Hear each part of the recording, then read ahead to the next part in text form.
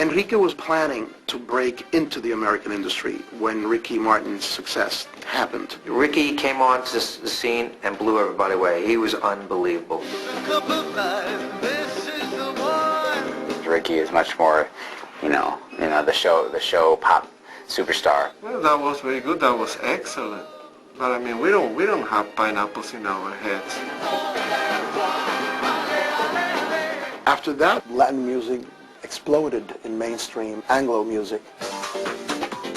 Enrique didn't want to be a part of this so-called Latin explosion. He always thought, I'm out here for myself.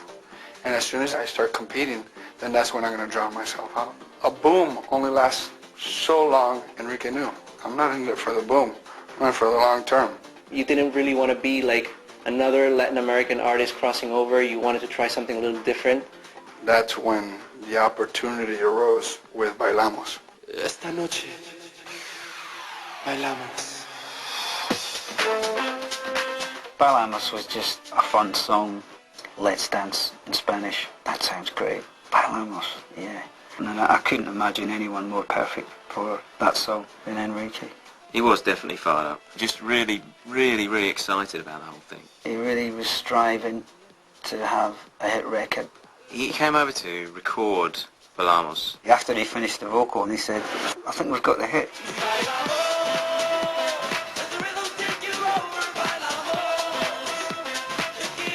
Once that demo came into place, then Will Smith came into the picture.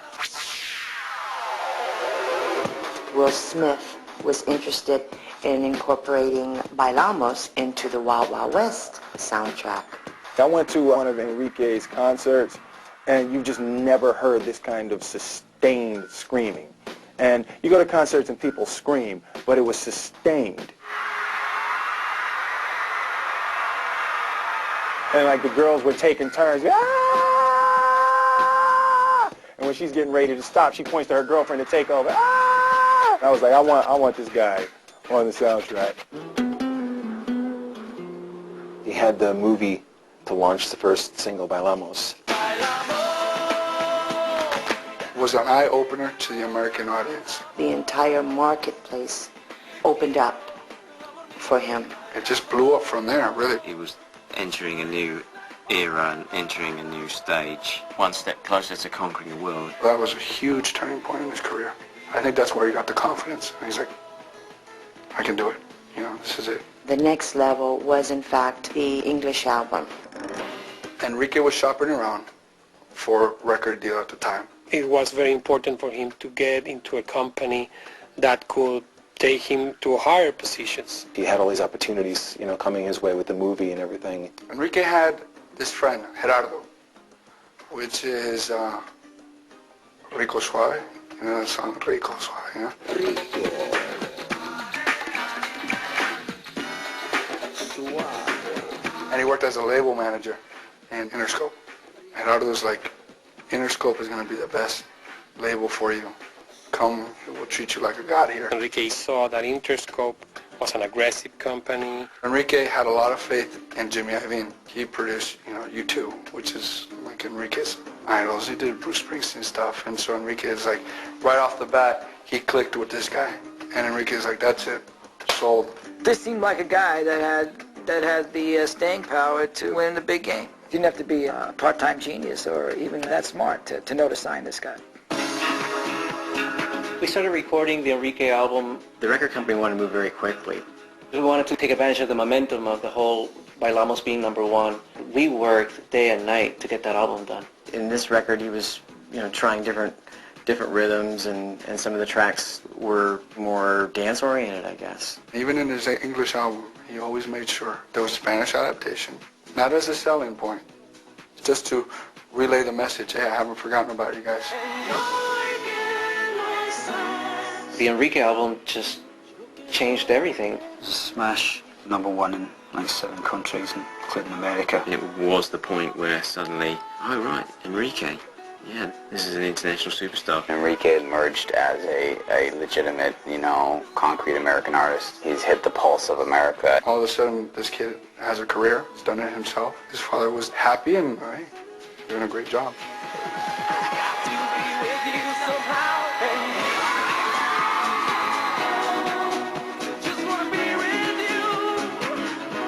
He now was a major star. Somebody started saying that they had a tape of Enrique singing the song Rhythm Divine, and it was awful, terrible.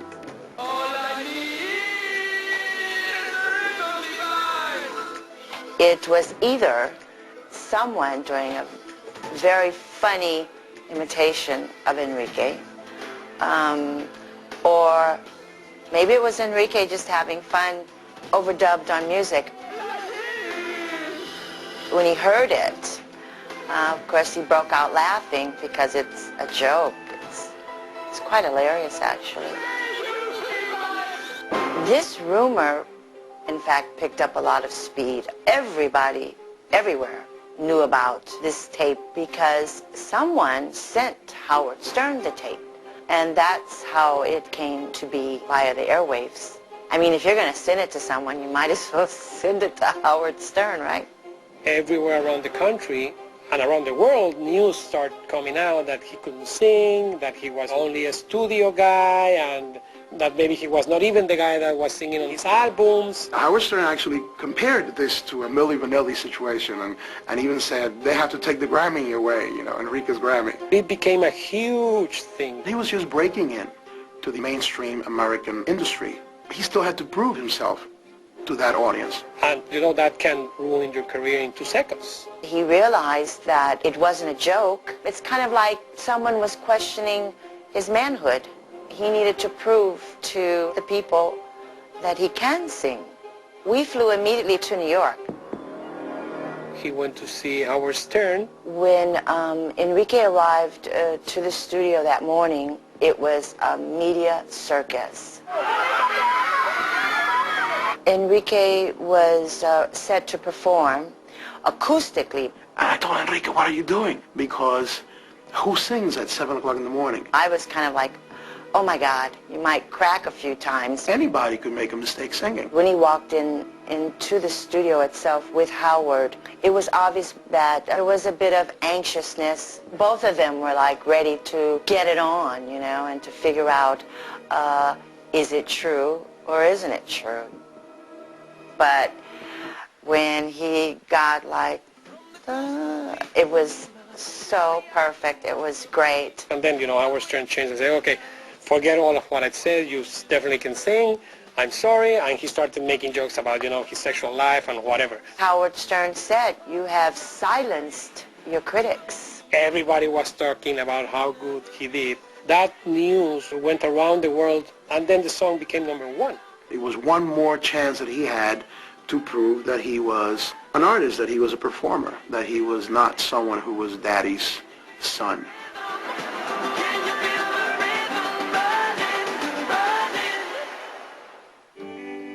Enrique Iglesias is who he is because it's in his heart. When you have a force inside of you, you don't stop that. He was very focused on what he wanted to do. He had a vision of himself. He wasn't born a star. He's definitely made himself a star. He's worked harder than anybody else I've ever seen to get there. He had to work even harder for the others who didn't take him seriously because he was daddy's son. That's what this really was all about. He needed to prove to himself that he could do this without Dad's help. He's managed to achieve that. People take him for Enrique and not, son of Julio. Julio doesn't hate me for saying this, but Enrique is the one who's on top. We're way on top. Living in the shadows of a great one, you're always going to be compared no matter what. There are 2 different artists. We are talking about apples and oranges here. He's always been proud of his dad. He always will be proud of his dad. You got to live up to that name, and he has. He really has. Hogan, the Hulkster, Hulkamania was flying, run wild, all over Dr. D, David Schultz. Come on in here, Hulk Hogan. You come music, ever since they came in WWE, there's been nothing but lightning bolts coming down on the Hulkster. Now I'm the new WWF champ, and when you take a lesson from the Hulkster, Hulkamania's gonna run wild. Wow! VH1 Driven, The Rock, premieres next Sunday at 11:10 Central, only on VH1.